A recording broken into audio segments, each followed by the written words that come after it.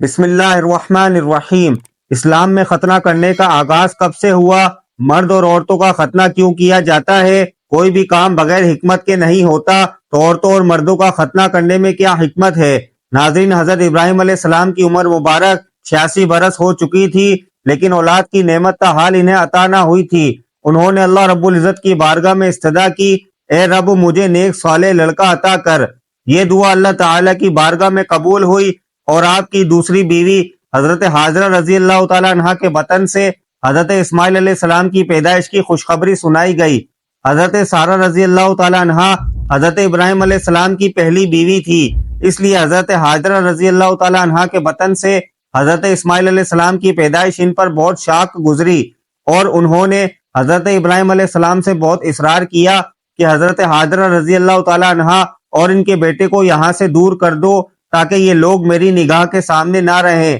حضرت ابراہیم علیہ السلام کو یہ بات بہت ناگوار گزری، اور یہ ایک سخت امتحان تھا کہ بھلا کون اپنے بیٹے کو بیابان میں چھوڑے گا، اور وہ بیٹا جو آپ کو بڑھاپے میں عطا کیا گیا تھا اس کو بیابان میں اکیلے چھوڑنا بہت سخت امتحان ہے۔ مگر بارگاہ الہی سے جب حکم ہوا کہ بی بی حاجرہ رضی اللہ تعالیٰ عنہ اور حضرت اسماعیل علیہ السلام کو عرب کے ریگستان میں چھوڑ دیا جائے، تو حضرت ابراہیم علیہ السلام حضرت حاجرہ رضی اللہ تعالیٰ عنہ اور حضرت اسماعیل علیہ السلام کو اس جگہ لے آئے جہاں اب کعبہ ہے۔ اس زمانے میں یہ جگہ بالکل غیر آباد تھی، ایک تھیلی کھجور اور ایک مشکیزہ پانی کے ہمراہ نہیں۔ وہاں چھوڑ کر حضرت ابراہیم علیہ السلام جب جانے لگے تو بی بی حاجرہ رضی اللہ تعالیٰ عنہ نے انہیں روک کر پوچھا کہ ہمیں اس بیابان میں چھوڑ کر کہاں چل دیے؟ حضرت ابراہیم علیہ السلام کی خاموشی پر حضرت بی بی حاجرہ رضی اللہ تعالیٰ عنہ نے پوچھا کہ کیا یہ میرے رب کے حکم سے ہے؟ حضرت ابراہیم علیہ السلام نے اس بات میں جواب دیا۔ تب بی بی حاجرہ رضی اللہ تعالیٰ عنہ نے انہیں جانے دیا اور فرمایا کہ اللہ ہمارے لیے کافی ہے۔ حضرت ابراہیم علیہ السلام چلتے چلتے جب ایسی جگہ پہنچے کہ دونوں ماں بیٹا نگاہوں سے اوجھل ہو گئے، تو ہاتھ بلند کیے اور اللہ تعالیٰ کے حضور عرض کیا، اے ہمارے رب، بے شک میں نے اپنی اولاد اسماعیل علیہ السلام کو مکہ کی بے آب و گیا وادی میں تیری حرمت والے گھر کے پاس بسا دیا ہے۔ اے ہمارے رب، تاکہ وہ نماز قائم رکھیں، پس تو لوگوں کے دلوں کو ایسا کر دے کہ وہ شوق و محبت کے ساتھ ان کی طرف مائل رہیں، اور انہیں ہر طرح کے پھولوں کا رزق عطا فرما تاکہ وہ شکر بجا لاتے رہیں۔ حضرت ابراہیم علیہ السلام کی دعا اللہ عز و جل نے پوری فرمائی۔ حضرت اسماعیل علیہ السلام کو اللہ تعالی نے چشمہ پیدا فرمایا۔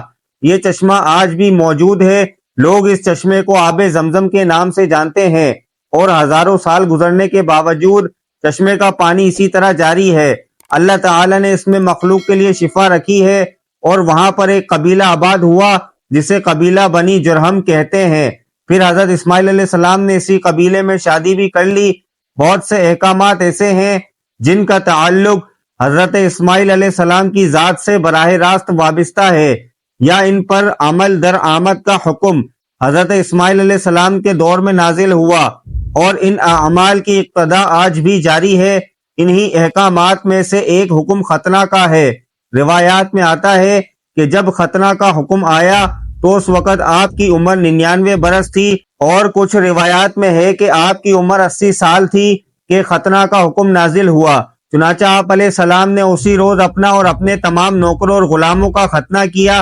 آپ نے خدا کی تعمیل میں اس قدر جلدی کی کہ آپ کے اس طرح نہ تھا، تو آپ نے ایک بصولی سے خود اپنا ختنہ کیا۔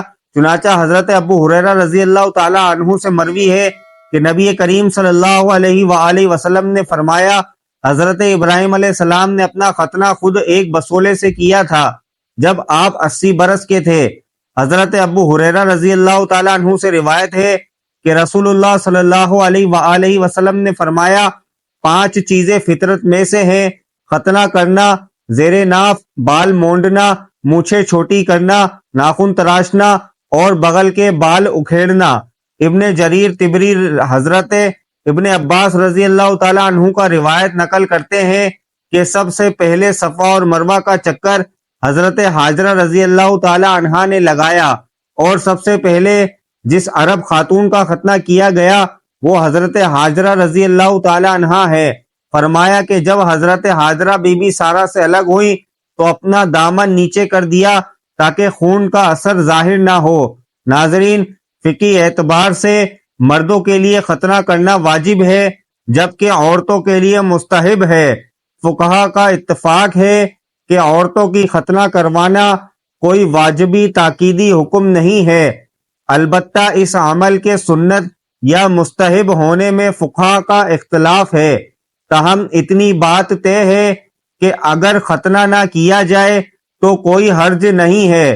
ابو داؤد شریف کی ایک روایت میں ہے کہ رسول اللہ صلی اللہ علیہ وآلہ وسلم نے عورتوں کی ختنہ کرنے والی عورت کو یہ تاکید کی تھی کہ زیادہ کھال نہ کاٹا کرے۔ نیز ایک حدیث علامہ ابن عابدین رحمہ اللہ نے نقل کی ہے جس میں رسول اللہ صلی اللہ علیہ وآلہ وسلم کا فرمان منقول ہے کہ مردوں کی ختنہ مستحب ہے اور عورتوں کی ختنہ باعث عزت ہے۔ حضرت انس بن مالک بیان کرتے ہیں کہ ام ایمن نام کی ایک عورت مدینہ میں ختنہ کیا کرتی تھی۔ اس سے رسول اللہ صلی اللہ علیہ وآلہ وسلم نے فرمایا، جب تو کسی لڑکی کا ختنہ کرے تو کچھ کھال چھوڑ دیا کر اور کاٹنے میں مبالغہ آمیزی نہ کیا کر، کیونکہ یہ چیز چہرے کو خوبصورت بنانے والی اور اسے خاوند کے لیے مقبول بنانے والی ہے۔ عورتوں کا ختنہ کرنے میں حکمت یہ ہے کہ اس سے عورتوں کی شہوت پر اعتدال آ جاتی ہے اور میاں بیوی دونوں کے لیے زیادہ لذت کا باعث ہے۔ طبی نقطہ نظر سے مسلم اتباع اور اہل علم نے مختلف قسم کے فوائد بیان کیے ہیں۔ مثلاً کبھی وہ کلغی بڑی ہونے کے سبب عدم لذت یا شوہر کے لیے تشویش کا سبب بن جاتی ہے۔ اس کلغی کے ہٹنے سے اس کے نیچے گندگی جمع ہونے، اس میں بدبو ہونے اور کسی طرح کا انفیکشن پیدا ہونے کا خطرہ نہیں رہتا۔ ایک بڑا فائدہ پیشاب میں آسانی کا ہے کیونکہ یہ چمڑی اسی کے اوپر ہوتی ہے جس سے پیشاب میں دقت پیدا ہوتی ہے۔ اسی طرح بہت سے جنسی امراض، پیشاب کی نالی کی جلن، پیشاب کی نالی اور رحم کے کینسر سے حفاظت ہوتی ہے۔ مرد کا ختنہ کرنے میں حکمت یہ ہے کہ ختنہ کیے بغیر مرد کے لیے پیشاب سے مکمل طہارت و پاکیزگی حاصل نہیں ہوتی، کیونکہ پیشاب کے کچھ نہ کچھ قطرات اس چمڑی کے نیچے جمع ہو جاتے ہیں، جس کی بنا پر خدشہ ہے کہ بعد میں نکل کر کپڑے اور بدن کو نجس اور ناپاک کر دیں گے۔ طبی نقطہ نظر سے ختنہ 150 بیماریوں کے لیے فائدہ مند ہے۔ بعض بیماریوں میں ڈاکٹر غیر مسلم اور مسلم بچوں کا ختنہ کرا دیتے ہیں۔